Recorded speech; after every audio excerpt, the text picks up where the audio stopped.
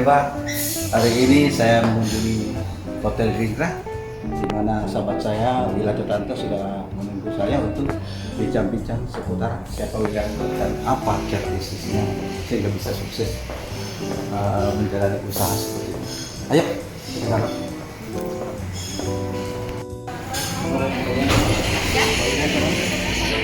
Siapa?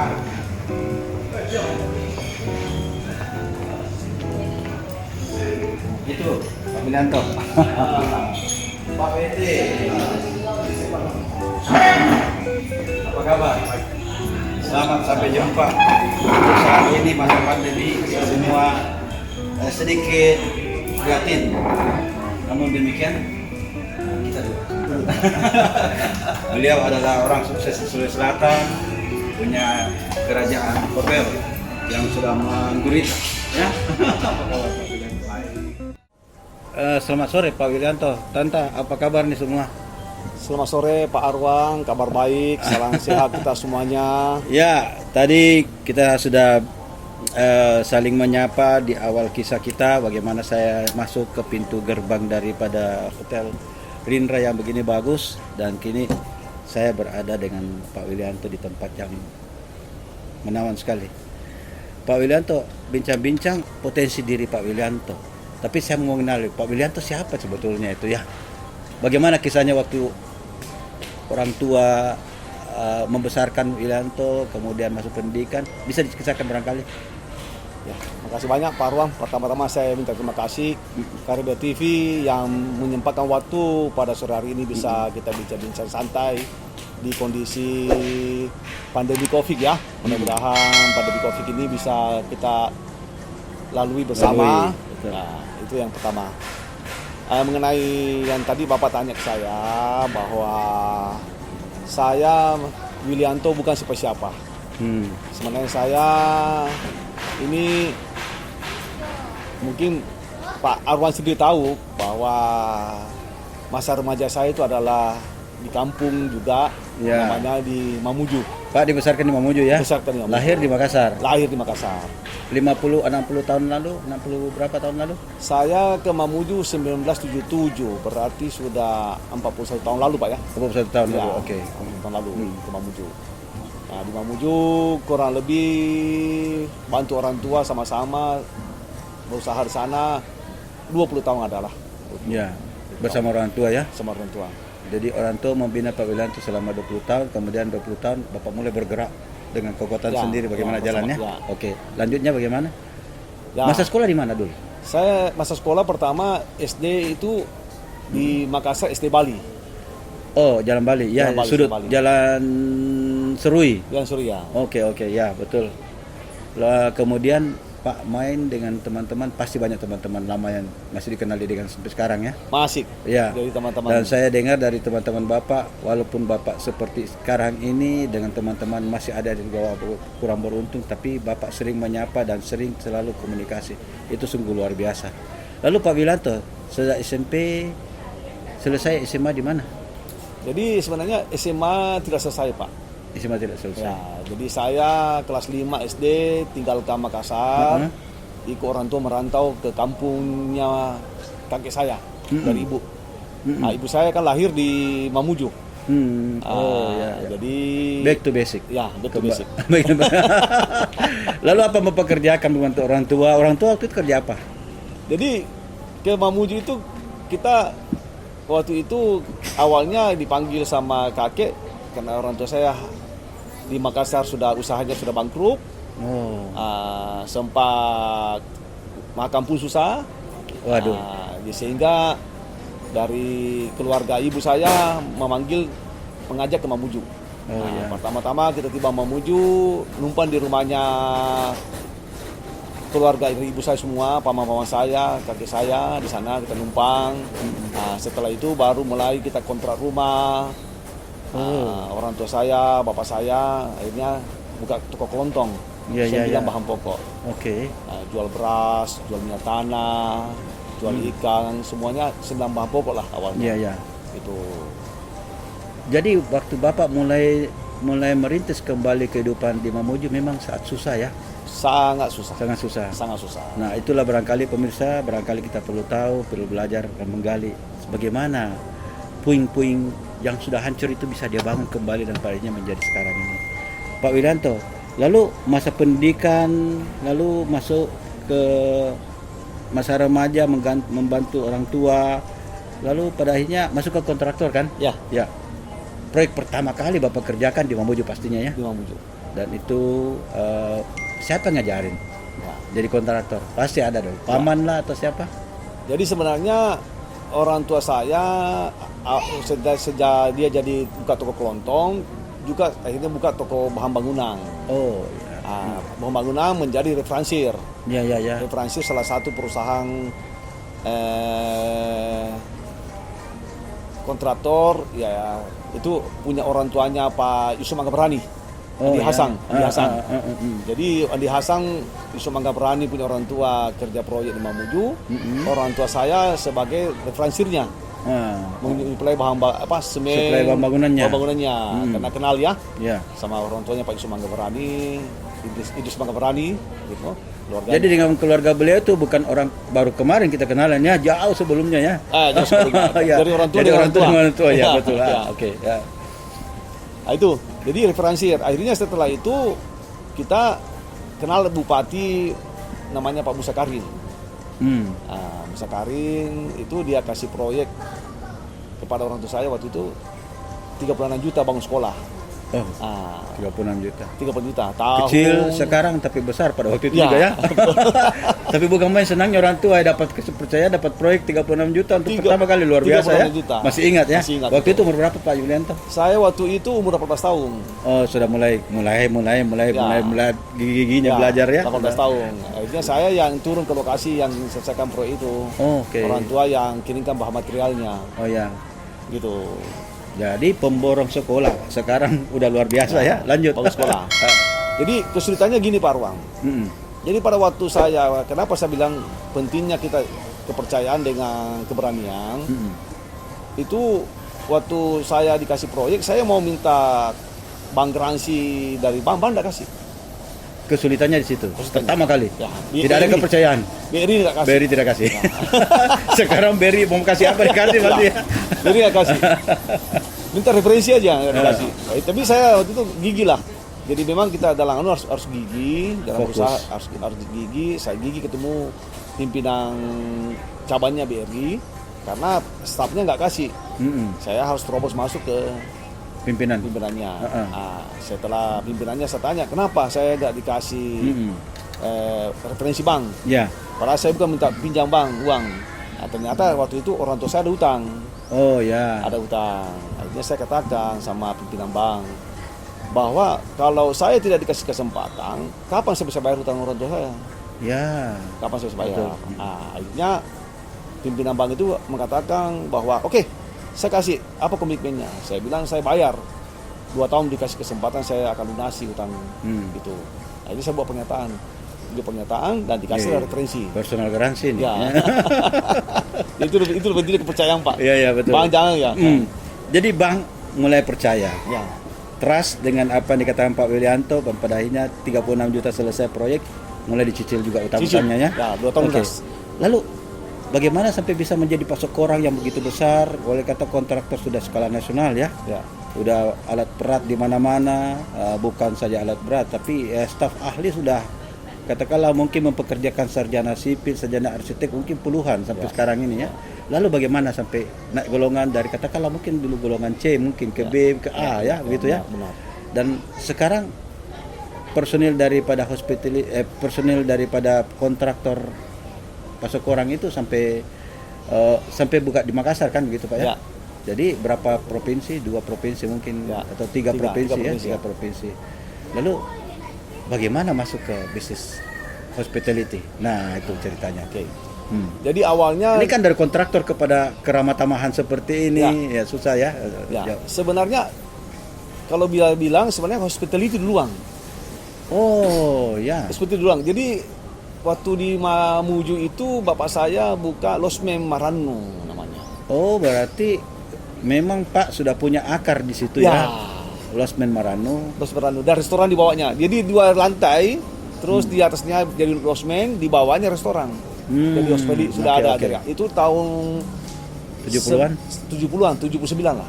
Ya. 1979. Jadi supplier dengan rumah makan atau restoran atau hotel itu sudah bareng-bareng ya. Bareng-barengnya. Lalu bagaimana Los Memorano sampai ke Makassar? Ayo ceritanya. Jadi saya merasa bahwa waktu kita hospitality di situ, disitulah kita mengenal banyak orang. Karena di mana hospitality itu restoran maupun dengan hotel waktu itu kita sana, kita bisa kenal bupati, bisa Oh, ya. kenal Dandi, bisa Semakin kenal banyak Kapolres, sahabat lah ya. Oh, oke. bisa kenal pengusaha, banyak sahabat. Jadi situ kuncinya Pak. Iya. Pak Arwan. Ya. Lalu ke Makassarnya gimana caranya? Sampai bangun, kalau saya tidak salah pertama kali Bapak dengan sahabat si Samuel bersama-sama untuk membangun Radisson Hotel Ya, yang Radisson, begitu ya, ya. betul. Lalu menjadi quality, lalu bergerak kemudian ke Clarion, Ya. kemudian berubah nama menjadi Claro, dan sampai sekarang tempat ini Rindra. Ya. Bapak lebih fokus bermain di bintang 4, 5 hotel ya, Ya. bintang 4, 5 hotel. Mana lebih menyenangkan? Bintang 4, bintang 5? Kalau saya sih masing-masing ada anunya Pak Arwan. Ya, Ada pasarnya ya. pasarnya ya. Ada oke. pasarnya. Jadi kalau kondisi sekarang, ekonomi sekarang, mungkin bintang 3 yang bagus ya. Bagus. Itu masih bisa bertahan. Masih ya? bertahan. 4, 5? Agak Sementara- pada kosong. Tapi ini Masuk. sukses membangun usaha tidak seperti yang dipikirkan. Kadang-kadang melihat casingnya itu bagus, tapi Ya. bukan main hatinya kita tersayat-sayat ya. Benar. Tapi jangan putus asa Pak Wijanto. Bisnis memang seperti itu. Bisnis ibarat seperti gambling. Ya. Kalah menang ada di situ Benar. ya. Tapi kalah kita ada perhitungan, menang lebih-lebih kita harus ada Ya. perhitungan. Ada pasang surutnya lah. Ada pasang surutnya, gelombang Ya, juga tidak selalu betul. tenang. Ada pasang surutnya ada Betul. juga. Oke. Lalu bisnis hospitality sudah selesai, Pak juga terjun ke bidang sosial ya. Dan setahu saya bahkan Pak sampai 2-3 periode berturut-turut Bapak dipilih sebagai Ketua Umum PSMTI Sulawesi Selatan. Bagaimana sampai bisa seperti itu, kepercayaan itu? Ya, itu mungkin panggilan Tuhan ya atau gimana ya. Karena pada saat waktu sebenarnya saya menghadiri undangan munasnya PSMTI awalnya itu datang. Tiba-tiba mereka tolong saya jadi ketua. Jadi sebuah kecelakaan sebetulnya. Kecelakaan. Jadi sudah Jalan-jalan Tuhan juga. Jalan Tuhan. Jadi hanya datang sebagai tamu undangan acaranya munasnya.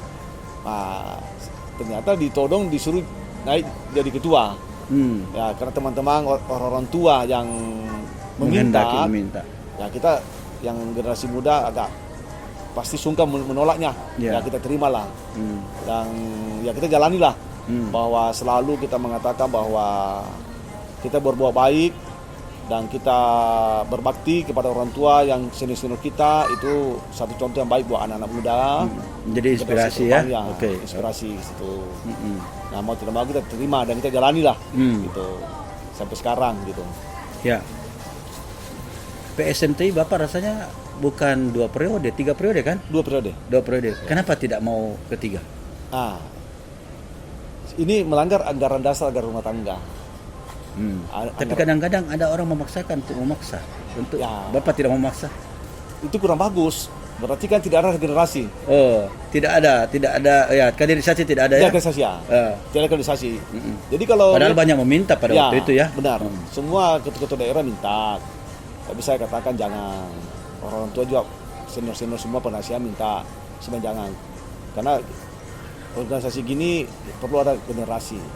Generasi yang memang sudah pada mampu semua kan. Karena panggilan kerja sosial ini ada 3. Korban perasaan. Parah bisa rasakan. Bagaimana tidak bisa memuaskan semua orang. Ya kan? Tidak bisa memuaskan semua orang. Tidak bisa betul. memuaskan semua orang. Ya kan? Lalu korban kedua? Korban materi. Korban waktu. 3 tiga. Korban perasaan, korban materi, korban waktu. Ya. Memang ini 3 pokok. Dan pada akhirnya Bapak sudah membuat satu pencitraan yang bagus terhadap ketiga korban ini, dan Pak seperti ini enjoy aja ya. Ya. Menjadi ketua PSMTI, tetapi panggilan hati nurani Bapak walaupun tidak sebagai ketua PSMTI, kadang-kadang kegiatan-kegiatan sosial juga tetap Ya. melekat. Itu karena apa ya? Karena dari bimbingan orang tua, para senior barangkali sampai panggilan itu tetap ada ya? Ya, ibaratnya gini Pak Arwan. Heeh.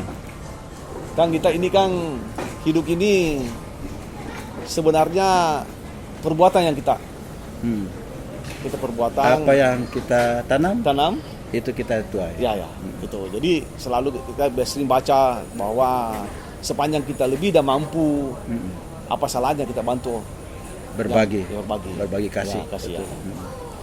Lalu nah ini Bapak membagi waktu, sudah 3 korban tadi itu. Korban keluarga juga mungkin kadang-kadang tidak perhatikan keluarga lagi ya. Keluarga ya. Tapi Bapak termasuk sukses karena ternyata dalam proses ini Bapak punya anak-anak jadi semua kan. Ibaratnya jadi orang lah ya. Kemudian yang mengejutkan karena Pak punya anak satu diantaranya di anggota DPRD Sulawesi Selatan. Itu bagaimana sampai si Andre itu bisa jadi tertarik untuk masuk ke politik begitu? Jadi mungkin saya sebagai orang tua juga memang anak-anak lihat suka mengamati politik. Satu. Dan memang juga saya kan dulu juga ada di Partai Golkar ya. Dulunya ada di Partai Golkar. Anak-anak ini mungkin lihat juga dulu. Nah, satu. Jadi ada mungkin Garcia juga. Dan memang tapi saya sebenarnya anak-anak ini tiga-tiga ini sebenarnya semuanya mereka sekolah bisnis. Oh ya. Bukan sekolah politik. Latar belakang adalah bisnis. Ya, semua bisnis semua. Jadi sebenarnya tidak ada arah saya ke sana Pak sebenarnya untuk anak-anak. Saya pikir cukup saya sendiri aja. Nggak perlu anak-anak dilibatkan. Tapi mungkin karena ya panggilan ke sana ya dari partai yang sekarang dia tempati Nasdem. Ya mungkin Pak Arwan juga dulu pernah Nasdem sampai apa masih Nasdem sekarang. Itu yang panggil. Langsung Pak Surya Paloh yang panggil. Pada saat saya ke Jakarta, ketemu Pak Surya Paloh, saya bawa anak ini. Nah, ikut karena baru pulang dari sekolah di Amerika. Jadi supaya ada pengalaman. Ternyata Pak Surya Paloh lihat, dia mintalah Andre agar bisa masuk Nasdem. Masuk Nasdem. Awalnya mau di Mamuju. Oh. Awalnya mau di Mamuju. Tapi ternyata panggilannya di Sulawesi Selatan. Ya, benar Sulawesi Selatan. Lalu setelah Andre sukses, anak Bapak yang lain Putri sudah menikah, satu lagi belum menikah ya? Satu ya. Ya masih menunggu pasangan baru. Doakan. Iya. Bapak sendiri sudah punya cucu kali ya Pak Wilanto ya? Sudah. Masih berbagi waktu anak dan cucu dalam keadaan kesibukan ini? Wah, itu utama Pak. Utama ya? Itu utama. Jadi kalau ada panggil ya keluarga utama. Keluarga pas, keluarga utama ya. Keluarga utama. Keluarga Pak. paling utama. Ya. Ya. Lalu, nah Pak tidak kapok-kapok untuk bisnis hospitality dalam keadaan sekarang ini? Belum juga ya? Ya, ini barang kan sudah jadi. Sudah jadi ya? Sudah jadi, mau tidak mau kita harus bertahan saja. Semoga pandemi selesai. Dan ini apa? Bisnisnya bisa, gelombangnya tenang kembali. Ya. Pasannya naik kembali. Ya. Sekarang lagi surut kan ya. Iya. Dan terus berbagi waktu dengan keluarga memang masih sempat ya, sempat liburan keluarga kemana begitu, ya. Dan Nyonya tidak ngomel kalau tiba-tiba ada acara keluarga, tiba-tiba harus ada begini, ada begitu. Justru saya ngatur. Jadi 1 minggu itu memang untuk keluarga. Oke, hari lain silakan lain, diambil untuk bisnis. Ya. Jadi Senin sampai Jumat untuk urusan bisnis, urusan sosial, urusan kantor silakan. Tapi 1 minggu itu memang Nyonya minta. Mutlak itu untuk keluarga. Nah, begitu pun untuk anak-anak harus juga. Gitu. Jadi harus kumpul. Ya. Usaha perhotelan, usaha kontraktor tetap sejalan terus Pak ya. Lalu di bidang perhotelan, Pak, dulu kan ada rencana untuk mengembangkan ke Jakarta, ke Surabaya, mungkin di Palu juga. Apa rencana itu akan tetap kita eksis untuk kedepannya atau melihat sikon lagi? Kalau kita ini kondisi sekarang kita lihat sikon, kita tunda semua dulu Pak. Holding semua dulu ya. Kita hold semua Pak. Karena kita mudah-mudahan kita harap ini pandemi bisa cepat berakhir ya. Dan kalau lihat ini 1-2 tahun ke depan belum bisa seperti balik seawal ya. Ya, betul. 1-2 tahun ke depan ini Pak. Lalu apa impian berikutnya? Impian berikutnya ini ya sekarang kalau Bapak tanya pertama mungkin untuk investasi kita cooling down. cooling down dulu. Ya 1-2 tahun ini sejak COVID ini hikmahnya kita lebih banyak kumpul keluarga, Pak. Ya. Yang jelas bahwa tak ada satupun dunia bisnis yang membuat proposal studi kelayakan untuk bisa satu waktu merasakan bahwa ada waktu stagnan ya. Ya. Ini hampir 2 tahun kita Ya. stagnan seperti ini. Hampir 2 tahun. Jadi betul-betul kecelakaan force majeure yang tidak pernah disangka Oh ya, betul. Dunia kan? dunia. Lalu sekarang semakin beranjak usia semakin senja, Pak Wilianto lebih fokus ke keluarga. Pandemi juga mengajarkan kita tuh lebih cinta keluarga. Betul. Betul ya? Betul. Semua di rumah saja. Betul. Dan memang saya salut sama Pak Wilianto. Nah, buat inspirasi para pemirsa juga perlu belajar dari Pak Wilianto, mulai merangkak dari puing-puing hancur daripada orang tua, kemudian membangun kembali dengan puing-puing itu padanya menjadi seperti sekarang. Lalu apa pesan-pesan Pak untuk kaum remaja, kaum anak muda di dalam baik itu membina keluarga, menghormati ke orang tua, perlu jaga persahabatan dengan tetangga, dengan keluarga, dengan lingkungan, dan juga kepada negara kesatuan Republik Indonesia pasti ya. Ya, kita cinta Indonesia. Apa pesan-pesan Bapak? Jadi pesan-pesan saya kepada anak-anak muda ke depannya, pertama harus ulet. Di era pandemi ini ulet, jujur, berani, ya, banyak teman, komunikasi. Teman adalah harta yang tidak habis, Pak. Tidak habisnya. Oke. Tapi musuh satu, teman cari satu teman susah. Ya. Tapi musuh bisa. Musuh bisa. Oke. Ya. Itu pesan-pesan saya kepada yang muda. Jadi jangan kondisi sekarang ini mereka tidak ulet karena kondisi lagi susah. Yang sama-sama harus tawakal ya. Iya. Harus bersabar Ya. Gitu. menerima kenyataan ini. Begitu Pak Wilanto? Ya. Saya kira sahabat Kareba, saya mengakhiri pertemuan kita dengan Pak Wilianto, seorang pengusaha sukses yang terlahir dari Makassar, melanjutkan karirnya di Mamuju dan padanya kembali ke Makassar dan membuat gebrakan yang luar biasa, perintis untuk hotel-hotel bintang 5. Dan saya yakin dengan generasi yang dibina oleh beliau pasti akan lahir generasi muda yang lebih tangguh.